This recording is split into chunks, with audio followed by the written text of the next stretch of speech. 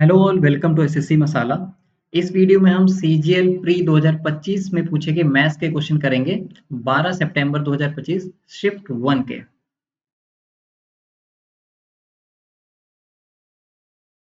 अब देखो, फ्रैक्शंस को असेंडिंग ऑर्डर में आपको अरेंज करना है।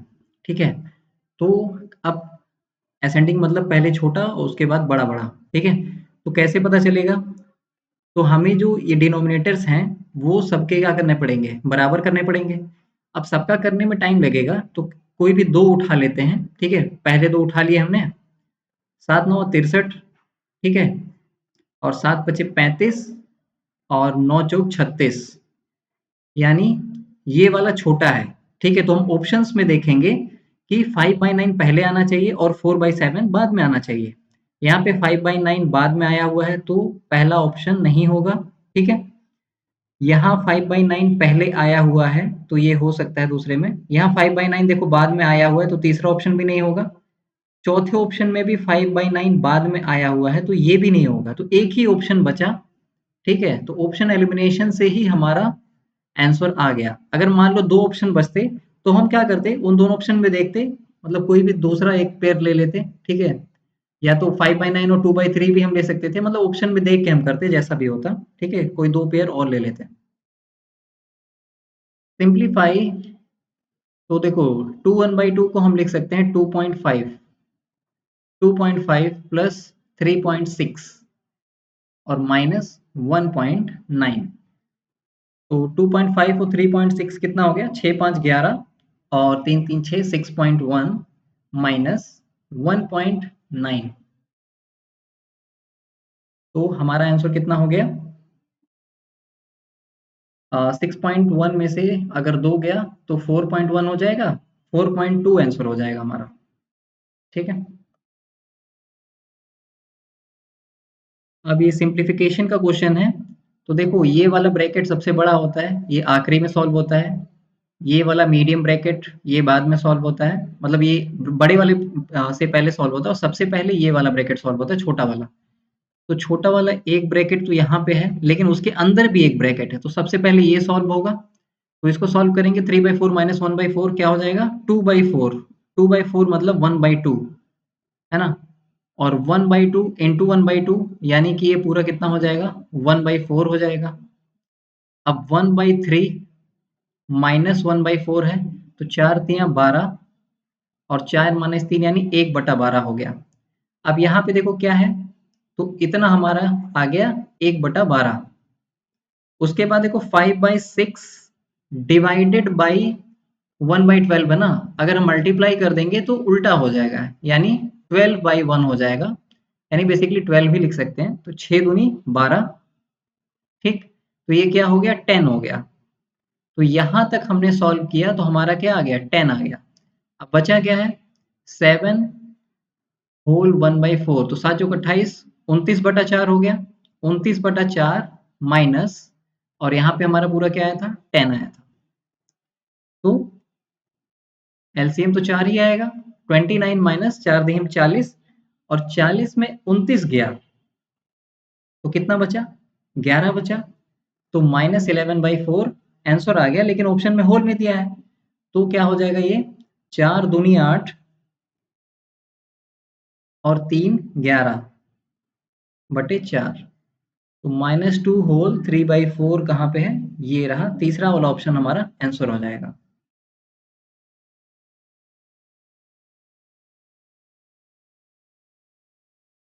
From a sample of 200 software engineers, determine the ratio of those proficient in Python to those proficient in Java using the given information.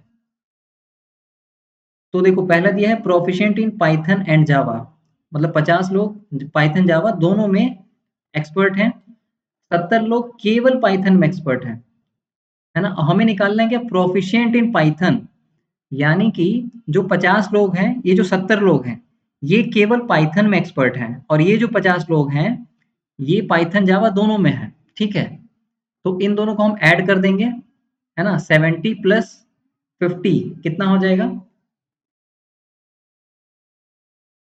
ये हो जाएगा 120 अपॉन, उसके बाद हमें चाहिए प्रोफिशिएंट इन जावा, यानी कि अब इतने लोग जो 60 लोग हैं, ये केवल और केवल जावा में एक्सपर्ट हैं, और 50 लोग जो हैं जो पाइथन जावा दोनों में हैं। तो ये जो 60 लोग हैं, इनमें ये 50 लोग इंक्लूड नहीं हुए हैं, तो इनको हम ऐड कर देंगे। तो 6 5 11 यानी 110 हो जाएगा। तो रेशो हमारा क्या आ जाएगा, 12:11। 12:11 सेकेंड ऑप्शन हमारा आंसर हो जाएगा। अब जिसको समझ में नहीं आया है उसको मैं थोड़ा सा डिटेल में समझा देता हूँ। तो देखो, मान लो फिगर से बता देता हूँ। ये पाइथन हो गया, ये हो गया जावा, ठीक। तो प्रोफिशिएंट इन पाइथन एंड जावा, जो दोनों में कॉमन एक्सपर्ट हैं वो 50 लोग हैं, यानी ये जो कॉमन है ये 50 लोग हैं। प्रोफिशिएंट इन पाइथन ओनली, मान लो ये पाइथन वाला है, ये जावा वाला है, तो ये 70 लोग हैं। इसमें कॉमन वाला 50 इंक्लूड नहीं है, ये केवल इतना है, ठीक है। मतलब केवल इतना ही है, ये 70 इतने हैं, और बाकी 50 इसमें इंक्लूड नहीं है। वैसे ही प्रोफिशिएंट इन जावा कितने हैं, 60 लोग हैं। प्रोफिशिएंट इन नाइदर लैंग्वेज, टोटल 200 लोग हैं ना। तो जो टोटल 200 लोग हैं उसमें 20 लोग ना पाइथन में एक्सपर्ट हैं, ना तो जावा में एक्सपर्ट हैं। वो शायद किसी और में एक्सपर्ट होंगे, या फिर किसी में एक्सपर्ट नहीं होंगे, और टोटल हैं 200। तो आपको प्रोफिशिएंट इन पाइथन यहाँ पे निकालना है ना। तो पाइथन यानी ये पूरा का पूरा सर्कल, अब पूरा का पूरा सर्कल ये पाइथन वाले हैं ना। तो ये जो 70 है जो केवल पाइथन एक्सपर्ट हैं, और ये जो 50 है, ये 50 पाइथन और जावा दोनों में एक्सपर्ट हैं, लेकिन ये पाइथन में भी तो एक्सपर्ट हैं। तो टोटल लोग जो पाइथन में एक्सपर्ट हैं वो 70 प्लस 50 होगा ना, वही मैंने यहाँ पे किया है, 70 प्लस 50 20। और प्रोफिशिएंट इन जावा, ये 60 लोग ऐसे हैं जो केवल जावा में एक्सपर्ट हैं, और 50 लोग जो पाइथन जावा दोनों में एक्सपर्ट हैं, लेकिन ये लोग जावा में एक्सपर्ट है ना। तो टोटल जावा अगर हमें चाहिए टोटल नंबर, तो हमें 60 प्लस 50 करना पड़ेगा, वही मैंने यहाँ पे किया है। 50 प्लस 60 110, ठीक है। तो उसी का हमने रेशो ले लिया, 12:11 आंसर आ गया हमारा, ठीक है।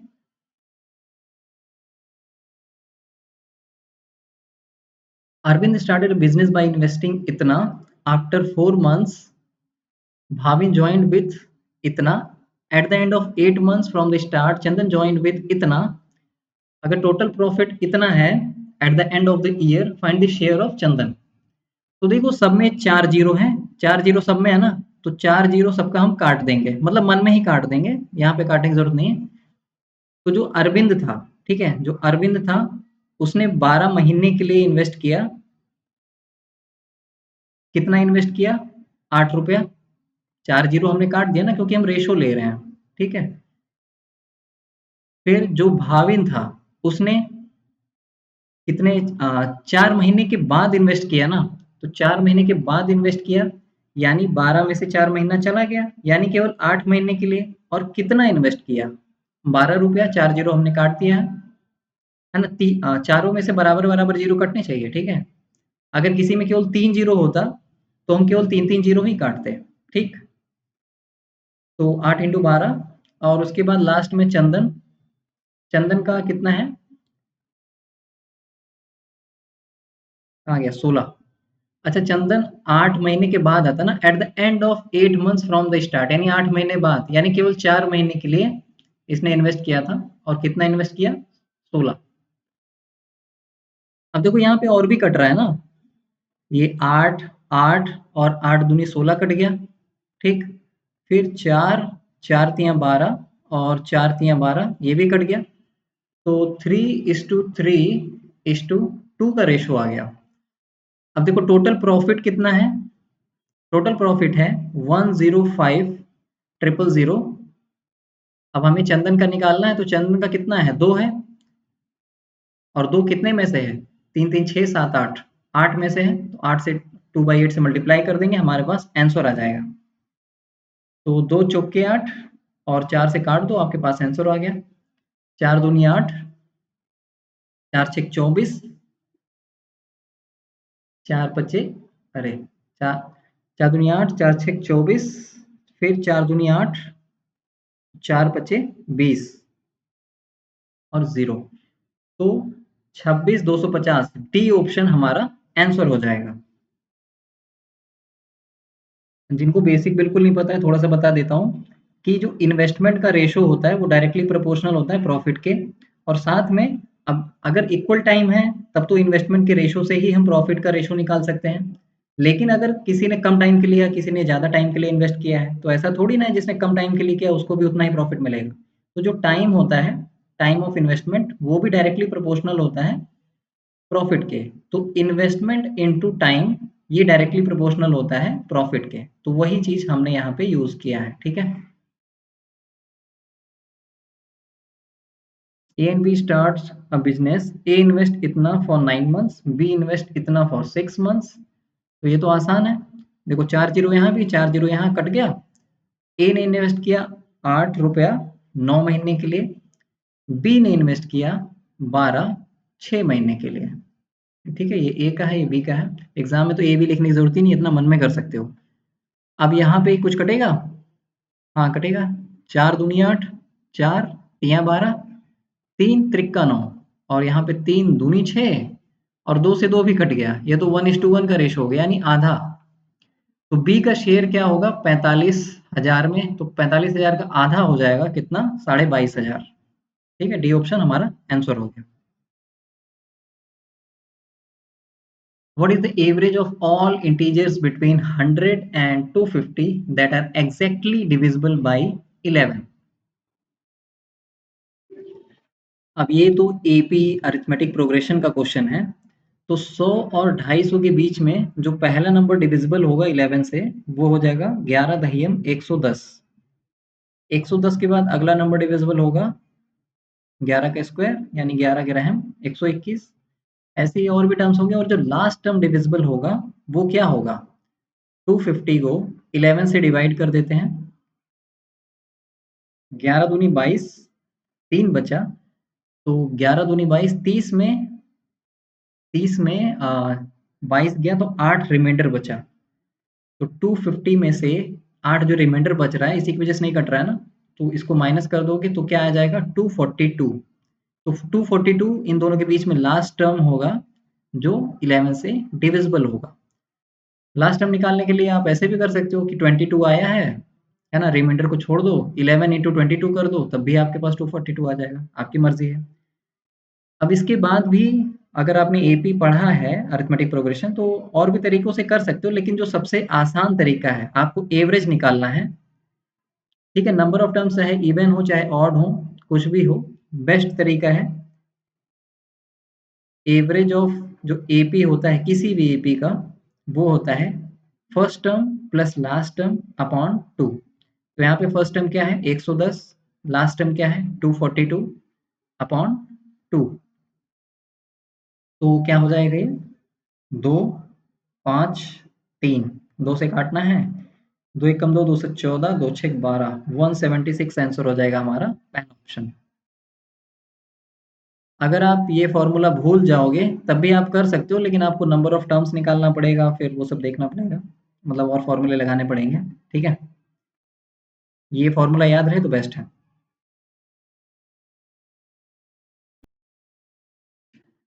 The average of 15 numbers is 80. The average of first 6 numbers is 72. The average of the next 6 numbers is 25% more than the average of first 6 numbers. The 13th number is 8 more than the 15th number, and the 14th number is 10 less than the 15th number. What is the average of 13th and 14th numbers? Okay. तो सम निकाल लेते हैं। 15 जो सारे 15 numbers हैं उनका average 80 है, तो 15 अट्ठे 120, तो इनका सम हो जाएगा, सबका सम हो जाएगा 15 नंबर्स का 1200। पहले 6 का एवरेज है 72, 6 दूनी 12 और 6 से 42, 43, 432। उसके बाद नेक्स्ट 6 नंबर्स का जो एवरेज है वो 25% ज़्यादा है किससे, 72 से।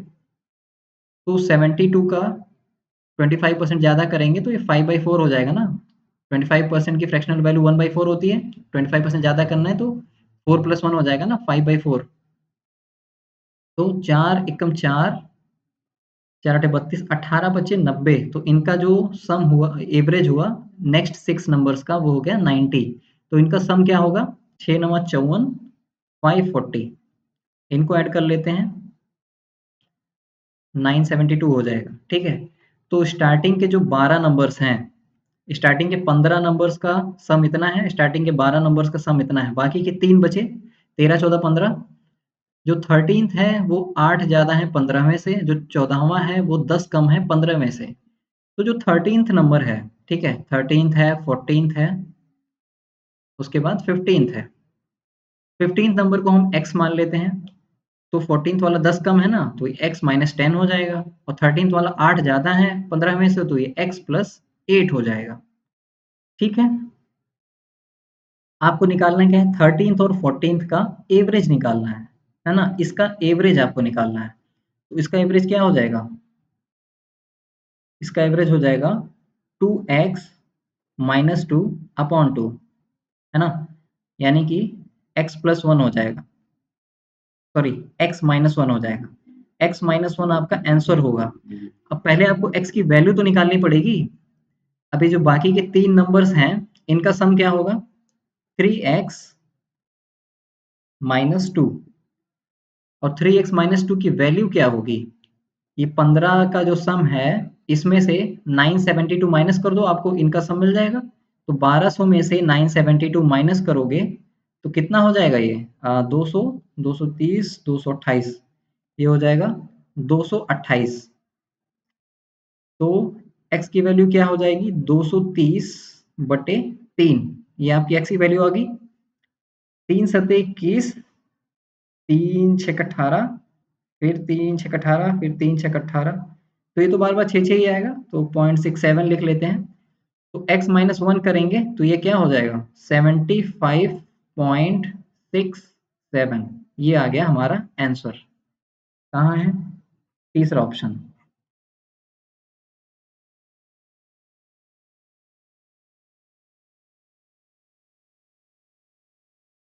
A landlord bought a flat for 8 lakh. He wants to earn a 9% annual return on his investment after paying 2000 per month for maintenance. What should be the monthly rent he charges? तो भाई देखो, बंदे ने क्या किया, 8 लाख का flat खरीदा, ठीक है, और वो चाहता है कि हर साल उसको 9% का रिटर्न मिले, 9% उसको प्रॉफिट मिले। किस पे, 8 लाख पे, ठीक है, 8 लाख उसने इन्वेस्ट किया ना फ्लैट खरीद के, और वो 2000 पर मंथ क्या कर रहा है, मेंटेनेंस भी दे रहा है। तो कितना वो मंथली, मतलब उसने रेंट पे दिया, ठीक है, रेंट पे चढ़ाएगा, तो कितना मंथली रेंट वो लिए कि उसको 9% का एनुअल रिटर्न मिले। ठीक है, तो पहले हम, तो 8 लाख का हम 9% निकाल लेते हैं, वो एनुअल रिटर्न आ जाएगा, उसको हम, वो 12 महीने का हो गया, है ना, 12 से डिवाइड कर देंगे, तो हमारा आ जाएगा मंथली रेंट, हमारे पास आ जाएगा। तो 8 लाख का 9% कितना हो गया, 8 9 72, और डबल जीरो, ठीक है, 000, 72,000 इसको चाहिए हर साल, मतलब 72,000 हर साल इसको मिले, तो मतलब 9% मिल रहा है। इसको हम 12 से डिवाइड कर देंगे, तो मंथली रेंट आ गया 12 छक 72, 6,000। लेकिन हर महीने ये 2,000 मेंटेनेंस का दे रहा है, तो अगर मेंटेनेंस का अपना खुद से, खुद की जेब से देगा, तो वो तो उसका नुकसान हो रहा है ना, फिर 9% नहीं हो पाएगा। तो इसी 2,000 को अगर वो मंथली रेंट में ऐड कर दे, ठीक है, तो अपनी जेब से नहीं देना पड़ेगा, ठीक है, तो उसका जो 9% रिटर्न है उसको पूरा मिलेगा। ठीक है, तो 8,000 हमारा आंसर हो जाएगा, 8,000 उसको मंथली रेंट चार्ज करना चाहिए अगर वो 9% एनुअल रिटर्न चाहता है अपने 8 लाख रुपए में। तो सी ऑप्शन हमारा आंसर हो जाएगा।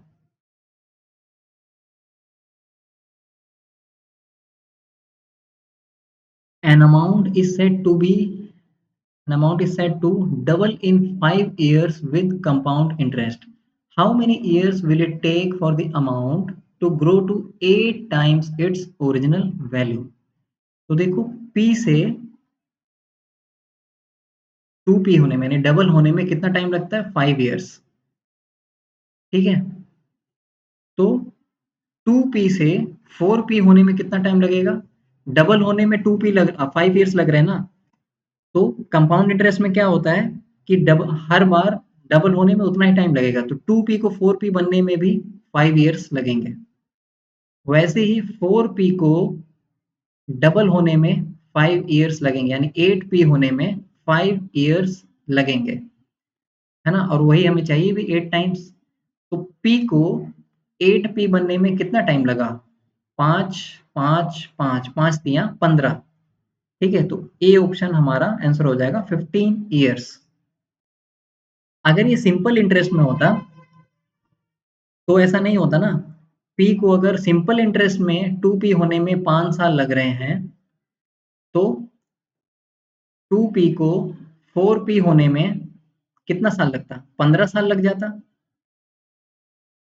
क्योंकि केवल सिंपल इंटरेस्ट में केवल प्रिंसिपल पे ही इंटरेस्ट लगता है। लेकिन कंपाउंड इंटरेस्ट में क्या होता है, जो एक बार अमाउंट बन गया, जो इंटरेस्ट को लेके अमाउंट बन गया, पूरे पे हमको इंटरेस्ट मिलता है। इसलिए जितना पी से 2p होने में 5 साल लगा है, उतना ही आगे भी डबल होने में उतना ही टाइम लगेगा, ठीक है। तो ये कंपाउंड इंटरेस्ट इसीलिए काफी ज्यादा अच्छा होता है।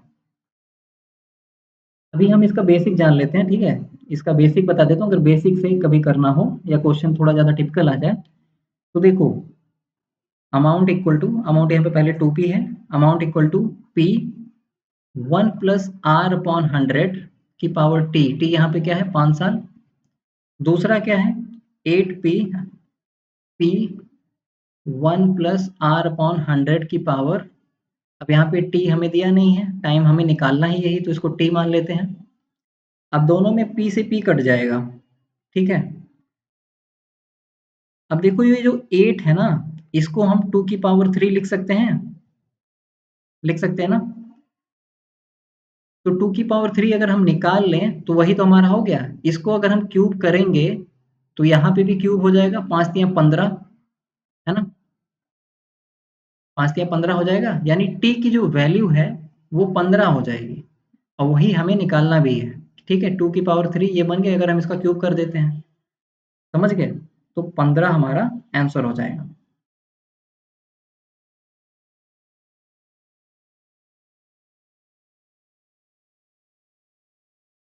A son becomes 6600 in 2 years and 7920 in 3 years at compound interest. What is the original principle? अब इसको करने के दो तरीके हैं। पहला, इसमें से इसको माइनस कर दो, ठीक है। कितना आया? 0 2 3 1, इतना हमको इंटरेस्ट मिला किस पे? 6600 पे, इंटू 100, ठीक है। ये कट गया। अब 11 छः 66, 11 एकम 11, 11 22, 2 और 6 दूनी 12, 0, यानी 20% रेट है, ठीक है। रेट ऑफ इंटरेस्ट 20% है। अब हमें प्रिंसिपल निकालना है, तो 6600 2 साल में बना है, तो हम क्या करेंगे? 6600 को 5/6 इंटू 5/6 से मल्टीप्लाई कर देंगे। 5/6 से क्यों किया? क्योंकि मान लो x प्रिंसिपल था, तो उस पे 6600 पाने के लिए हमको 6/5 इंटू 6/5 मल्टीप्लाई हुआ था ना, लेकिन हम उल्टा कर रहे हैं, तो यहाँ पे हमको x यानी प्रिंसिपल मिल जाएगा। तो 6 से काटेंगे, 6 एकम 6, 6 एकम 6, 0 0, और 25 25 शून्य शून्य, 25 एकम 25, 25 एकम 25, 26 27, 27/6 ये हमारा प्रिंसिपल आएगा। तो 6 चौक 24, 3 6 25 30,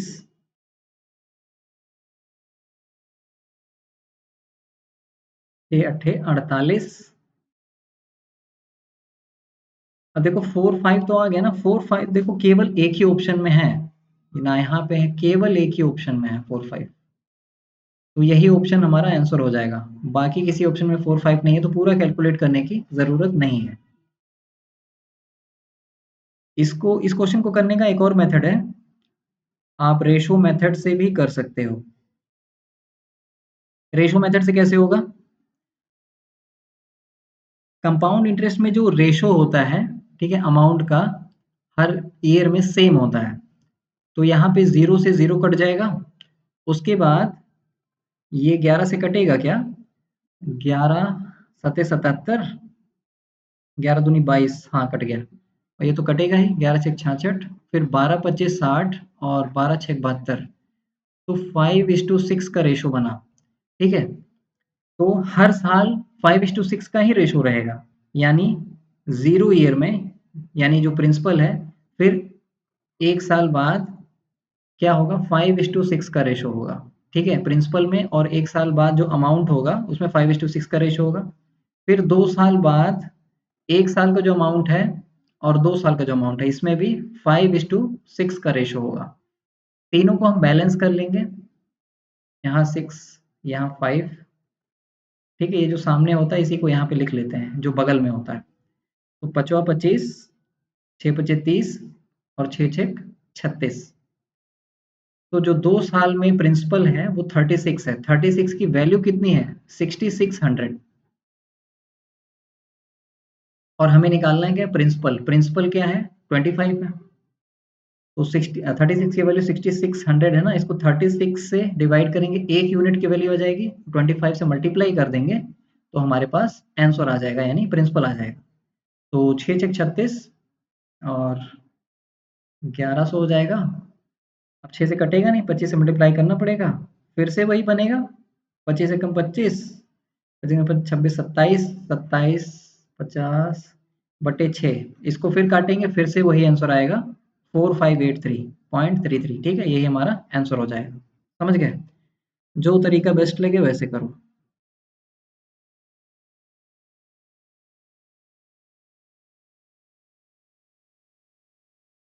Suman purchased 25 liters of milk at 45 per liter and another 15 liters of milk at 50 per liter. She combined both quantities and then sold the entire mixture at 48 per liter. What was her total profit or loss? तो इसमें CP निकाल लेते हैं, SP निकाल लेते हैं, फिर निकाल लेते हैं प्रॉफिट लॉस। तो 25 लीटर बेचा 45, तो मल्टीप्लाई करेंगे, 25 पच्चे 125 और 25 चौके 100 और 12 112, 1125 रुपया हो गया। और 15 लीटर बेचा 50 रुपया पर लीटर में, 15 पचे 75, यानी 750 रुपया। तो ये हो गया सीपी हमारा।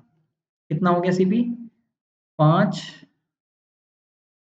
7 8 1 1875 रुपया हमारा सीपी हो गया। ठीक, फिर उसने क्या किया, 48 रुपया पर लीटर में बेचा। टोटल कितना है लीटर है? टोटल है 40 लीटर। ठीक है, तो 48 को हम क्या करेंगे, 40 से मल्टीप्लाई कर देंगे, तो हमारा एसपी आ जाएगा, selling price.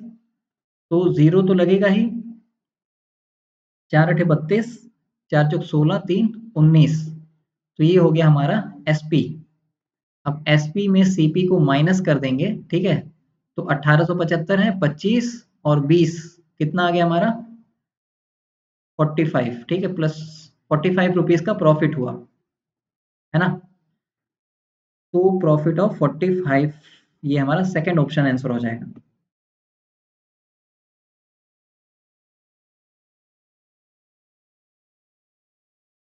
A toy manufacturer produced 1200 toy cars at a total cost of 90,000. He donated 200 cars to a charity event. ठीक है, 1200 टॉय कार्स इसने बनाई, 90,000 का कॉस्ट प्राइस आया। ठीक है, उसने 200 कार चैरिटी में दे दी, यानी टोटल अब कितनी कार बची? 1000 कार्स बची केवल उसके पास। ठीक है, 200 फ्री में दे दी। For the rest, he announced a 10% discount on the market price of 120 per car, यानी 120 रुपया मार्केट प्राइस था, उसने 10% का डिस्काउंट दिया, यानी 9/10 हो गया, तो 12 9 108। अब जो इसका सेलिंग प्राइस है 108 रुपया है। He also offered two toy cars free for every 8 toy cars purchased. तो ये भी एक तरीके से डिस्काउंट हो गया, है ना। हर 8 कार पे अगर कोई 8 कार खरीद रहा है तो 2 टॉय कार क्या कर रहा है, वो फ्री में दे रहा है। यानी उसके पास से कितनी कार जा रही है? 10 कार जा रही हैं। और 10 में से 2 कार वो फ्री में दे रहा है, यानी 2 पचे 10, 1/5 ये डिस्काउंट हो गया। 1/5 मतलब 20%, ठीक है। 20% का डिस्काउंट उसने यहाँ पे दे दिया, ठीक है। तो 108 में अब 20% का डिस्काउंट देगा तो 4/5 हो जाएगा, है ना। अब ये हमारा हो गया सेलिंग प्राइस, ठीक है। 108 गुणे 4/5 हमारा सेलिंग प्राइस हो गया। If all the 1200 toy cars were distributed, what is his overall gain or loss percentage? तो 200 तो उसने चैरिटी इवेंट में दे दी फ्री में, बची उसके पास 1000 कार, तो सेलिंग प्राइस हमारा इतना है। इसको हम 1000 से मल्टीप्लाई कर दें, हमारा क्या आ जाएगा, जितने में उसने टोटल बेची कार वो हमारे पास आ जाएगा। तो 5 दूनी 10 0 और 4 दूनी 8 यानी 800। अब डबल जीरो आएगा ही, 8 अठे 64। अरे यार 8 अठे 64, क्या हो रहा है भाई। और 8 एकम 8, 86,400। ये क्या है इसका, इसने इतने में बेचा है और कॉस्ट प्राइस कितना था, सीपी था 90,000 और एसपी जो है हमारा इतना है। तो उसको लॉस हुआ है, कितने का लॉस हुआ है, 90,000 में से इसको हम माइनस करेंगे तो कितना आ जाएगा, 4,000 और 400 और माइनस करेंगे 3600। 3600 का लॉस हुआ उसको 90,000 पे। 90,000 से डिवाइड करेंगे इंटू 100 करेंगे तो 2 जीरो कट ही जाएगा, ठीक है। उसके बाद 2 जीरो और कट गया, 9 चौक 36, 4% का उसको लॉस हुआ है, 4% लॉस, ठीक है।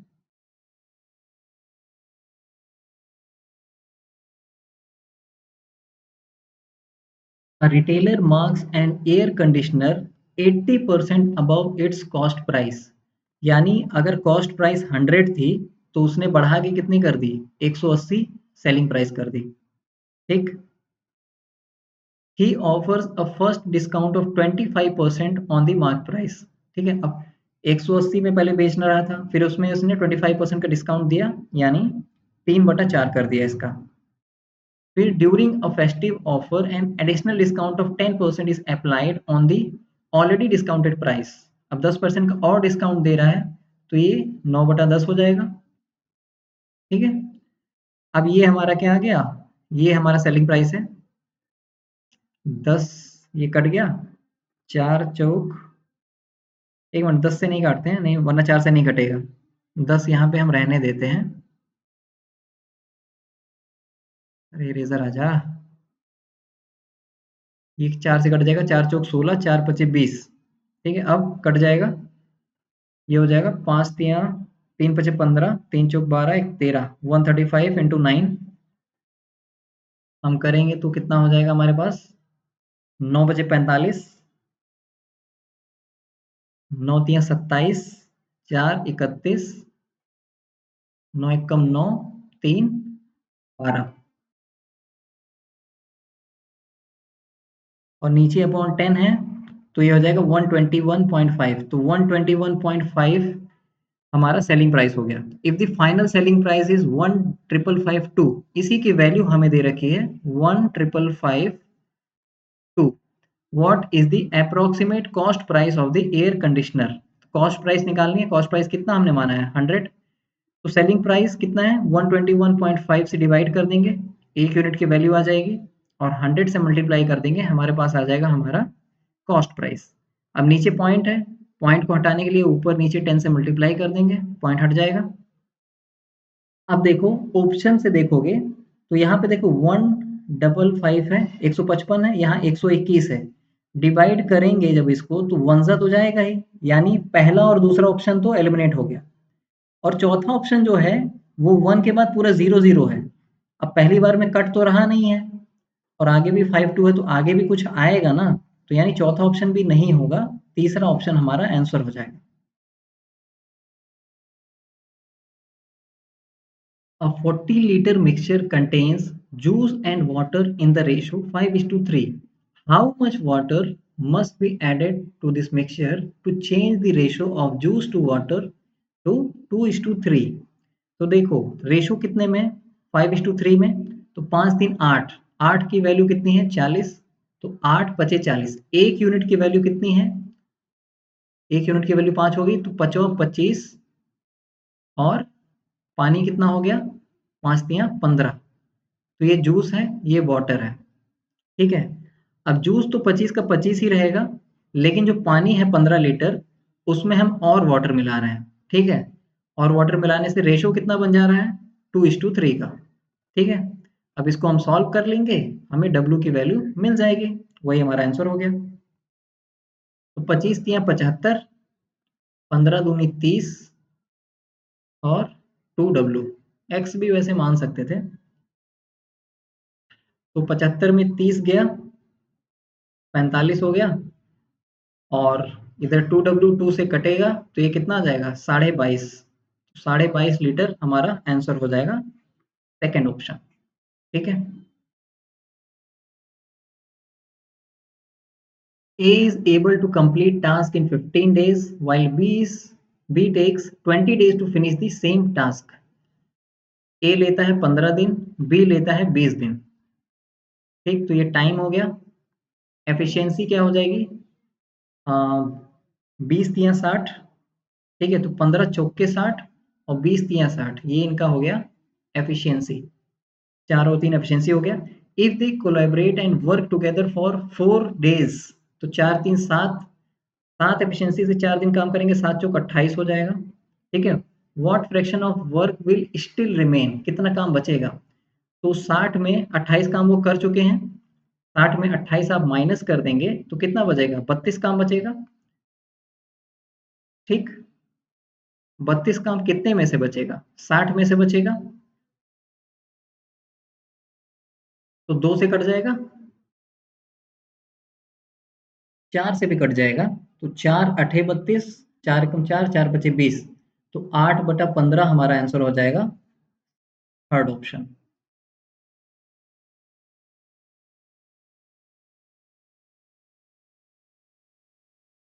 Two oils priced at 90 per kg and 150 per kg are blended and sold at 144 per kg, achieving a profit margin of 20%. What is the ratio of the two oils in the mixture? तो देखो ये जो 144 है, ये हमारा selling price है, ठीक है। ये हमारा एसपी है, तो 20% पे हम बेच रहे हैं, है ना। तो इससे हम अपना सीपी निकाल सकते हैं। सीपी यानी इन दोनों को मिक्स करके जो मिक्सचर बना था ऑयल का, उसका जो सीपी है वो हम निकाल सकते हैं, ठीक है। और उसके बाद हम रेशो भी निकाल सकते हैं एलिगेशन लगा के। तो 144 20% प्रॉफिट होके बना है, यानी 6/5 होके बना है। तो हमें वापस उल्टा जाना है, तो 5/6 कर देंगे,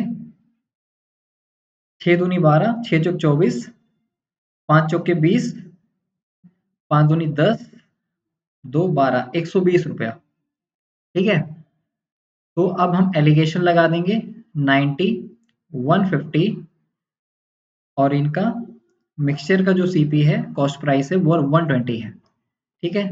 तो माइनस करेंगे तो ये हो जाएगा 30, यहाँ पे भी ये हो जाएगा 30। तो ये रेशो जो आया 30:30 का आया, यानी 1:1 का रेशो आया। तो 1:1 हमारा आंसर हो जाएगा, पहला option.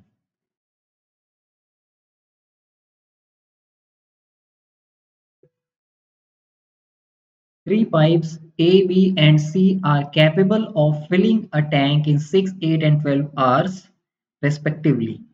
When all the three pipes are opened together, they operate for 2 hours before pipe C is closed. तो देखो 6, 8 और 12, ठीक है, ये टाइम है। तो 12 दूनी 24, 24 से तीनों कट जाएंगे ना, तो 6 चौक 24, 8 तियां 24 और 12 दूनी 24, ये क्या होगी? हमारे पास एफिशिएंसी आ गई, और ये टाइम गिवन था क्वेश्चन में। तो देखो 2 घंटे के लिए तीनों पाइप एक साथ चल रही हैं, तो 4 3 7 8 9, 9 दूनी 18, 18 काम तो हो गया, बचा कितना? 6, ठीक है। 24 में से 18 गया, 6 बचा, how much additional time will it take to completely fill the tank after that, तो उसके बाद कितना टाइम लगेगा। तो 6 काम बचा है ना, और 6 काम बचा है, सी तो क्लोज हो गया, केवल ये दोनों काम करेंगे, 4 3 7, तो 6/7 आवर्स टाइम लगेगा। ठीक है, तो ये हो गया फर्स्ट ऑप्शन हमारा आंसर हो गया।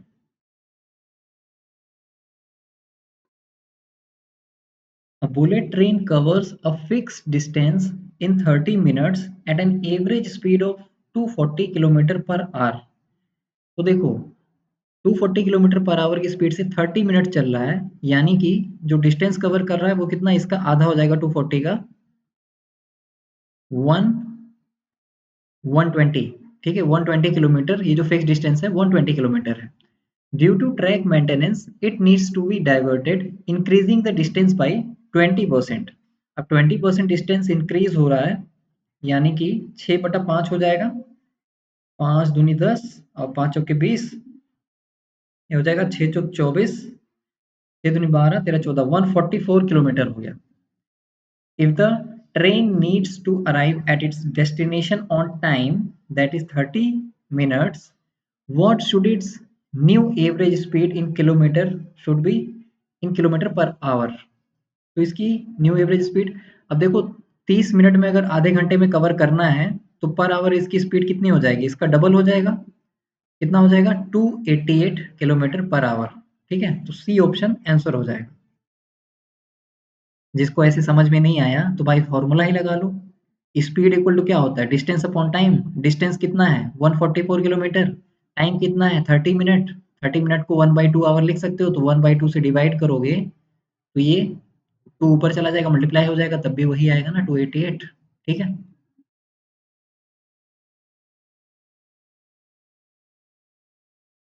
two cars x and y starts from start from points 360 kilometer apart and travel at constant speeds. If they move towards each other, they meet in 4 hours. If they move in the same direction, they meet in 12 hours. What is the speed of x? Assume x is the faster car. तो x fast चलता है ना, तो speed equal to distance upon time होता है। अब जब एक दूसरे की तरफ आते हैं तो 4 आवर्स में मिलते हैं। स्पीड, रिलेटिव स्पीड क्या हो जाती है जब एक दूसरे की तरफ चलते हैं, तो x प्लस वाई ऐड हो जाता है ना, x plus Y equal to हो जाएगा 360/4। ठीक है, डिस्टेंस अपॉन टाइम, तो हो जाएगा 4 9 36, 90 हो जाएगा। और जब सेम डायरेक्शन में चलते हैं तो 12 घंटे बाद मिलते हैं। तो जब सेम डायरेक्शन में चलते हैं तो स्पीड क्या हो जाती है, माइनस हो जाती है, x minus y equal to 360/12। 12 3 36, ये 30 हो गया। अब इन हमें x की वैल्यू चाहिए, तो क्या करेंगे, इन दोनों इक्वेशन को ऐड कर देते हैं, तो y से y कट जाएगा, इधर हो जाएगा 2x और इधर हो जाएगा 90 30 120, तो x की वैल्यू क्या आ जाएगी 60 किलोमीटर पर आवर हमारा आंसर हो जाएगा, A option.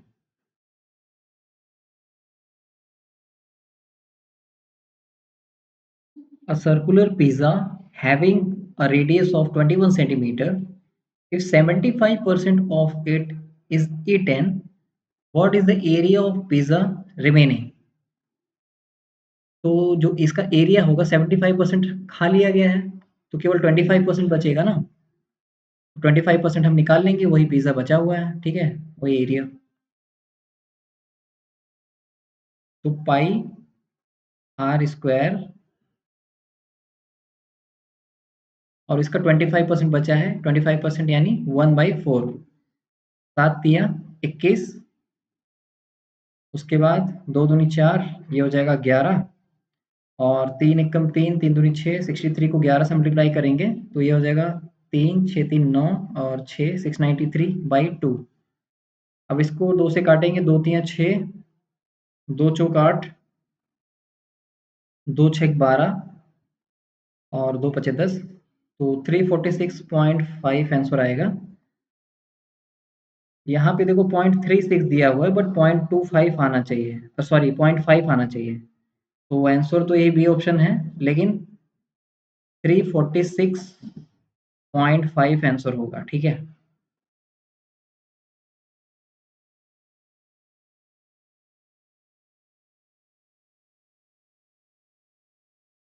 A ring-shaped disc has outer radius 10 centimeter and inner radius 7 centimeter. What is the approximate ratio of the ring's area to the whole outer circle? अब देखो जो ring होता है ना, ring ऐसे होता तो रिंग केवल इतना ही होता है ना, बाहर वाला जो होता है, अंदर तो पूरा खाली होता है। तो जो बाहर वाला है वो पूरा 10 सेंटीमीटर है, बाहर वाले सर्कल का रेडियस, और अंदर वाले का 7 है।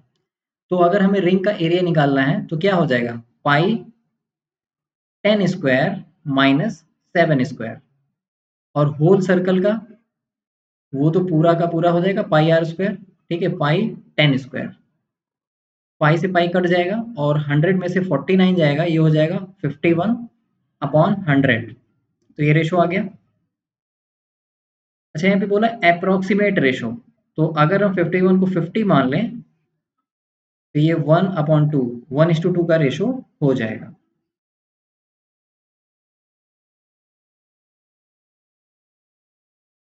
A bicycle wheel having a radius of 35 centimeter, what percentage of its circumference is covered in a quarter turn? Use pi 22/7। अब देखो क्वार्टर का मतलब होता है 1/4, तो यहाँ पे सॉल्व करने की जरूरत ही नहीं है, रेडियस कुछ भी हो, ठीक है, रेडियस कुछ भी हो, सरकमफ्रेंस कुछ भी हो, अगर वो अपना क्वार्टर टर्न ले रहा है, यानी कि जितना भी सरकमफ्रेंस है वो 1/4 मूव कर रहा है, तो कितना परसेंटेज मूव कर रहा है, जाहिर सी बात है 1/4 मूव कर रहा है, तो 1/4 का मतलब क्या होता है, 25%। तो बी ऑप्शन आंसर हो जाएगा। The line y equal to mx plus 5 passes through 1 8, find m।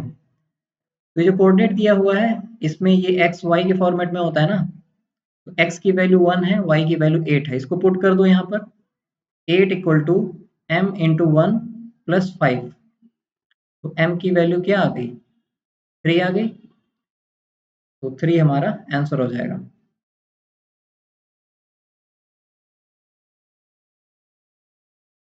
31 cube plus 18 cube minus 37 cube plus 210। अब देखो इसको पूरा सॉल्व करना पड़ेगा। देखो एक टाइप का क्वेश्चन होता है, ऐसा बनता है कि A cube plus B cube plus C cube minus 3 ABC equal to 0 होता है अगर A plus B plus C equal to 0 हो। तो ये कंडीशन अगर सेटिस्फाई हो जाए तो हम A cube plus B cube plus C cube आराम से निकाल सकते हैं, ठीक है, ठीक, 3 ABC को उधर ले जाएंगे तो 3 ABC हम निकाल लेते हैं, हमारा आंसर आ जाता है। लेकिन यहाँ पे 31 प्लस 18 माइनस 37 जीरो तो होगा नहीं, तो ये चीज यहाँ पे अप्लाई नहीं होगी और हमको सॉल्व करना पड़ेगा।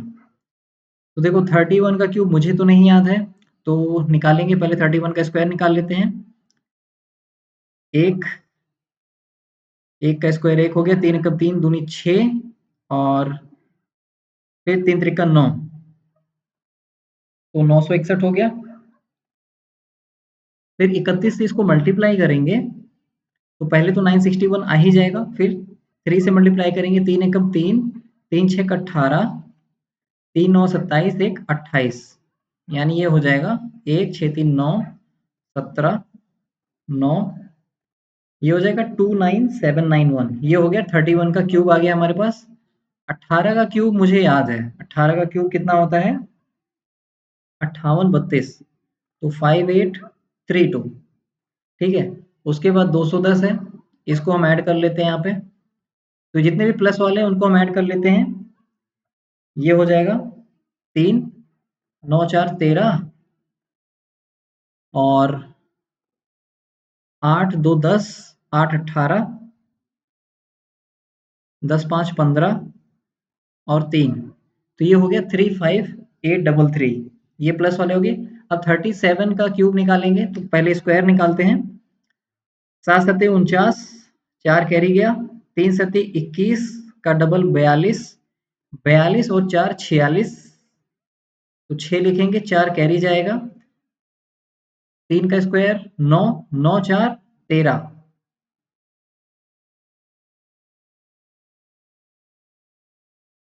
1369 तो छोटा हो गया। अच्छा हाँ, ये तो स्क्वायर आया ना अभी। अब इसको हम 37 से मल्टीप्लाई करेंगे, तब जाके हमारा क्यूब आएगा। तो 37 से इसको मल्टीप्लाई करेंगे, 7 9 63, 7 6 42 और 6 48, 7 3 21 और 4 25, 7 1 7, 2 9। अब 3 से करेंगे, 3 9 27, 3 6 18, 2 20, 3 3 9 10 11, 3 1 3 1 4। तो ये आ गया हमारा 15 6 9 10 4 5, 50,653। अब इसमें से हम इसको माइनस कर देंगे, हमारा आंसर आ जाएगा। हालांकि क्योंकि ये माइनस में है तो आंसर नेगेटिव में ही आएगा।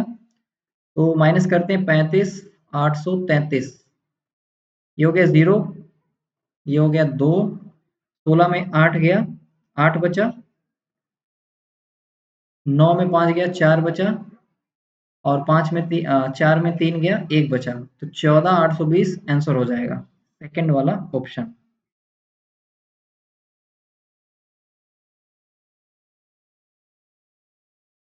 अगर अगर आपको वीडियो पसंद आए तो वीडियो को लाइक एंड शेयर और चैनल को सब्सक्राइब जरूर कर लेना। और पीडीएफ और बाकी अपडेट्स के लिए आप मेरा टेलीग्राम चैनल ज्वाइन कर सकते हो, जिसका लिंक मैंने नीचे डिस्क्रिप्शन बॉक्स में दे दिया है। अगर लिंक काम नहीं करता है तो आप टेलीग्राम पे सिंपली सर्च करो एसएससी मसाला, आपको चैनल मिल जाएगा।